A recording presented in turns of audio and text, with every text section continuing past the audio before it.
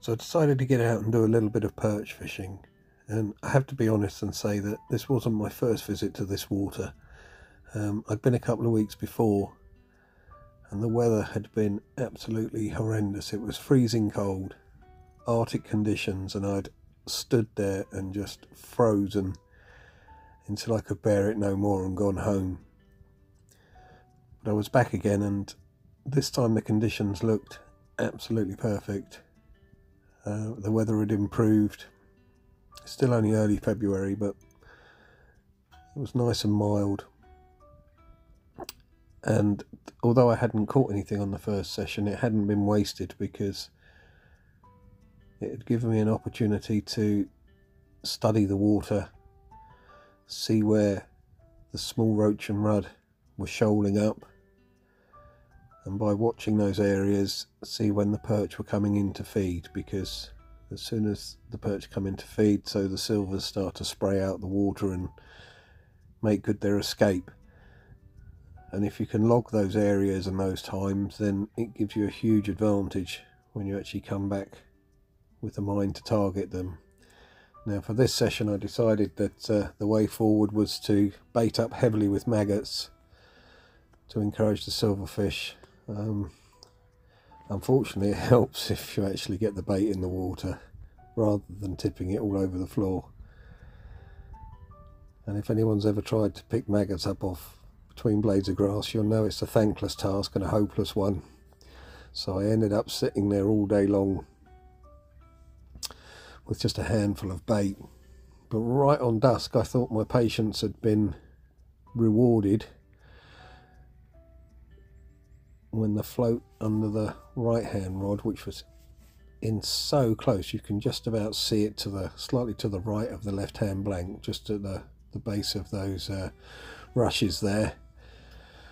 Just as we approached dusk, the float started to twitch and move, and I struck into something, and immediately I could tell it was a carp, and I really didn't want to hook a carp. I'd worked so hard to sort of build this swim, and the last thing I wanted was a carp ploughing around, and I was doing everything I could to encourage it to swim out into open water and to keep away from the margins, and it wouldn't. It was a very strange fight, very jaggy, almost like a small roach or something. Nothing, kind of what I could see with my eyes didn't match what I could feel through the rod, and you can see I netted it quite quickly. And that's when everything became clear, because once I had it on the bank I realised that it had a very pronounced kink in its spine. So although the front end was that of a 20-pounder, the back end was withered and no more than a 6-pounder. But the sun came out, or just right. But a couple of weeks later I was back again, and the conditions couldn't have been more different again. So the first time it had been freezing cold, the second time it had been quite pleasant, and this time it was just wind and rain, and the wind was absolutely relentless. But I'd seen enough on those first two trips to make me think it was worthwhile concentrating on this area. The bank is actually a lot steeper than it looks in this shot. It looks actually quite flat there, and as if it just slowly slopes away, but it's actually quite steep, and not the most comfortable place to fish. But this is the area that I thought was going to produce, and you can see from where that float is there I'm fishing very close in. Again, I'd bought 2 rods, and the major change that I'd made is, rather than risk throwing maggots all over the floor, I'd swapped to ground bait and pellet. And the idea was to encourage the silvers into the edge to feed on the ground bait and pellet, and then the perch hopefully would come along to prey on the silvers and find my hook baits, which were quite simply just chunks of raw prawn. And this is something I've found a lot in perch fishing, is when you move or go to change a bait, that can induce a bite. And I hadn't done it deliberately in this instance, but the moment I'd moved the bait, it persuaded a perch to come forward, and this one ran out into open water and was clearly a good fish. I'd actually had a couple of smaller ones first thing, but this was a much better fish,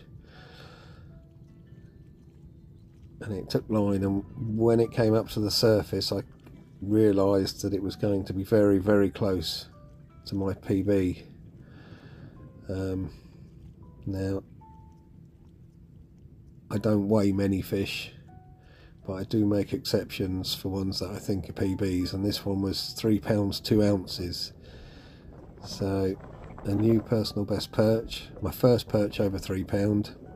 Caught a lot of 2-pounders, but this was my first 3, so I was very made up with that. And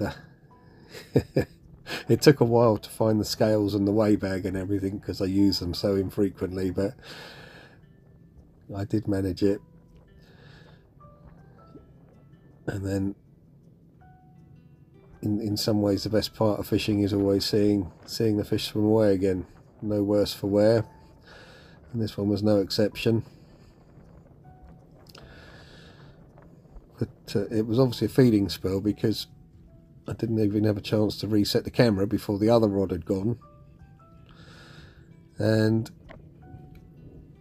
a good perch on any other day, but a smaller perch than the one I just put back, had taken the bait on the left hand rod. So a brace of perch in as many minutes, and you do find that very often.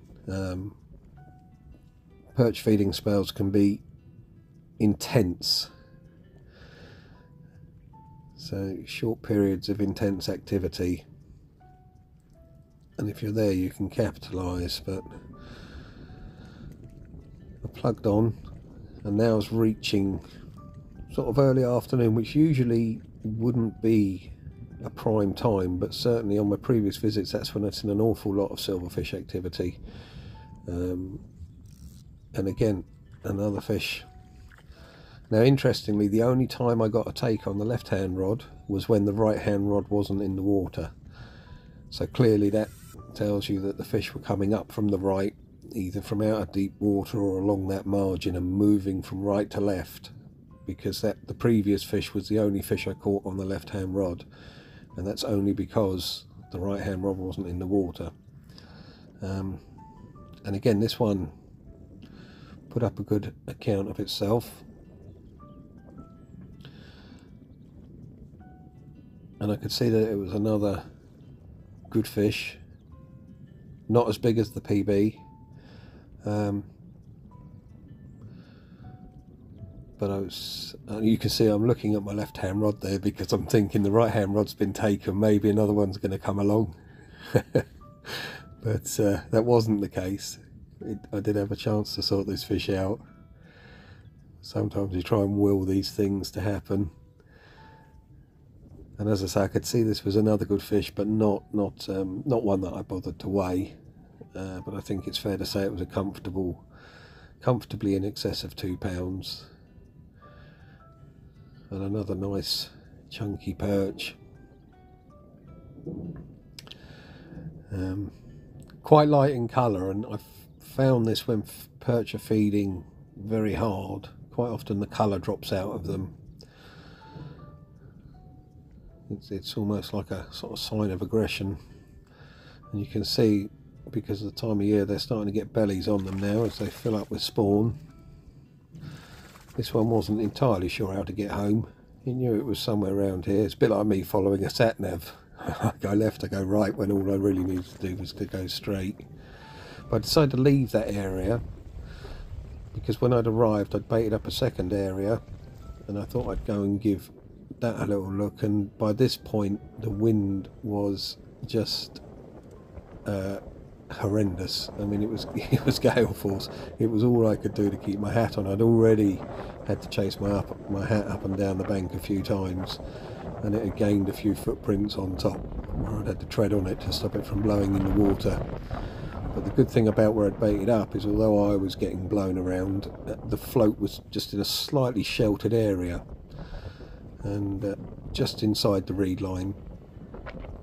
And I baited up with a few more pellets and a bit of ground bait, and actually I had to go in and out a bit with the bait. I only had one rod on this swim because there were carp in the area. Now unfortunately the camera blew over and I missed this, taken the fight from this fish.